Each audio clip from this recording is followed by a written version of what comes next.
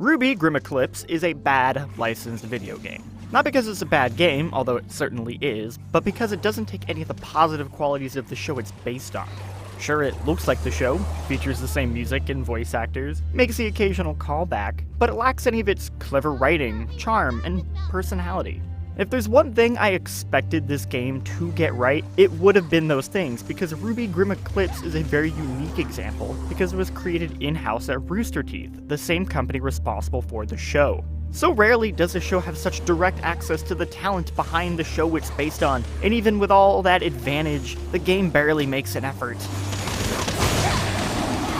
Aw, you're the bestest teammate ever! Grimm Eclipse starts off with a pretty solid premise by being a 4-player hack-and-slash action game. The style of gameplay lends itself well to letting players mimic the fast and stylish combat that's core to the show. But the game lacks the budget and productions to be the Bayonetta-like that it needs to be, so it instead goes with a simpler approach, invoking Dynasty Warriors instead. Which is perfectly alright, as long as the game's still fun to play, it's fine. It's not though. Each chapter has you run through a linear level, fighting enemies with the occasional dialogue, and that's kind of it. The environments, while nice looking, are large and empty. You run through these massive areas simply to get to the next group of enemies to fight, and the time in between fights is dull and boring.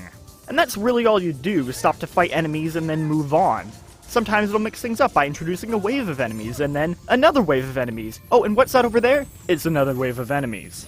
Sometimes waves happen while you must defend an objective. However, this objective takes so little damage, it might as well not even be there.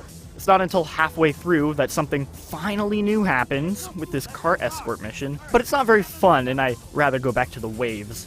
There's simply not enough variety to the missions that by the end of the second level, you feel like you've seen everything the game has to offer, because you kinda have.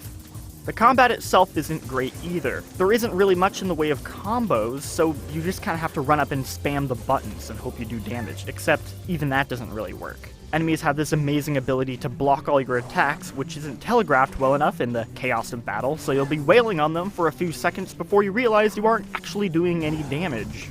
And some of the systems feel like they're really clashing against each other rather than working together. Take these enemies that you encounter around halfway through. They explode after hitting them, so the idea is you want to hit them then dodge away or shoot them from a distance. But the game also says, hey, you can counter these guys. So you do it because there's a button prompt and the game says so, and why not? The game's telling you to do it. However, this moves you right on top of them, guaranteeing that you'll be hit by their explosion. So your reward for using the counter system is taking damage. The game also lacks any real tutorial, which at first seems fine since everything is so basic you can pick up on the mechanics just from playing. At least that's what I thought until I encountered this ability on the skill tree, which describes a cool move your character can do, but doesn't tell you how to pull it off. After going through most of the game not understanding how to activate this skill, I finally found it by looking up a user-made Steam guide outside of the game. I'll repeat that, a user guide not found in the game. Turns out this whole thing is related to team attacks. To do a team attack, you must get an enemy in a state where they can be attacked by your teammates, which is symbolized by this silver icon above their head. How do you get them in this state? It's completely random.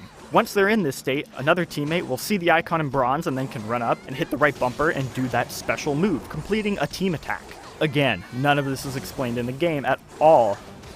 As I mentioned earlier, it's the ties to the show that really make this disappointing. The narrative holding these chapters together is paper thin, with small dialogue telling you where you are and what your objective is, but none of it is particularly interesting.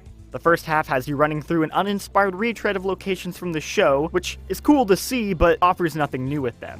While the second half does offer brand new places and enemies, they aren't particularly interesting. The attempts to develop a more concrete narrative with brand new characters comes in very late and falls completely flat because it lacks any of the punch from the original show and dialogue delivery that is shockingly poor. Dude. Oh no. How could I be so stupid? Initiating the upload. You did it! Now, can you proxy the signal over to your scroll? Prepare to meet your doom, students! Some of the characters' personalities do slip through with the occasional line, but these moments are few and far between. The campaign ran me about 3 hours, and considering it stopped being fun after the second level, it's probably a good thing. The game does encourage you to play again, this time with a different character, but even if that was something I wanted to do, which it's not, the characters simply don't feel different enough from each other to feel like I'm getting a different experience. If I sound like I'm being overly harsh, it's because honestly I had pretty decent expectations for this. I'm a fan of the show. I think it would make a great video game, and there's a lot of potential there. This game squanders all of that. It's hard for me to even recommend to the most diehard of RWBY fans who would be okay with a somewhat mediocre game, but they get to hear some funny dialogue, considering the game's incredibly steep $25 price point. And that's really who this is for, fans of the show, and I think it's such a missed opportunity that they couldn't even capitalize on that, considering they had such direct access to the creators themselves. Hey everybody, thanks for watching this video. If you have been playing the game, or you're a fan of the show, please let me know in the comments below. Start a conversation. I enjoy having those with people. And if you want to see more stuff like this, hit that subscribe button. It really helps us out and tells us that people like this stuff. And hey, have a good day. Better and better, better and better, better and better, better and better, better and Booyah! better, Booyah! Booyah! better and better, better and better, Booyah! Booyah! Better and Booyah! better. Booyah! Booyah! Better and better. Booyah! Better and Booyah! better. Booyah! Better and better. Booyah! Better and better. Booyah! Better and Booyah!